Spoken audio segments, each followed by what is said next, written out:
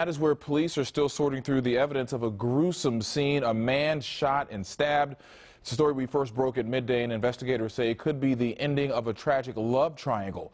Channel 2's Phil Archer has been gathering the details all afternoon. Phil, what do you have? Well, sheriff's detectives are still trying to find the man who pulled the trigger here. He fled from the house shortly after the shooting this morning. And at this point, they're still not sure if this was an act of self-defense or a case of murder. It began with a confrontation this morning between Jessica Leal and her estranged husband, according to deputies and neighbors.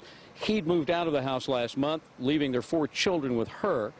When he returned here this morning to pick up personal items, he discovered another man was visiting, a man identified by police as Breon Jackson. Leal and his wife began to argue. According to deputies, she armed herself with a knife while he grabbed a metal bar.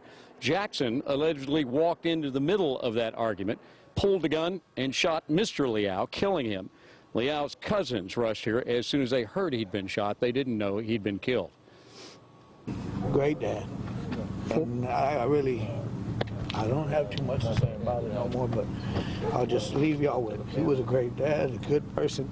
And Chevy Leal, I love you, bro, and we'll miss you a lot. Okay? Oh, y'all. Let me get sure. Mrs. Leal was taken into custody for questioning, and deputies would still like to talk to Breon Jackson as well. As I said, he left here shortly after the shooting. He was last seen driving a blue BMW. They're still looking for him. Reporting live in West Harris County, I'm Phil Archer, KPRC Channel 2 News.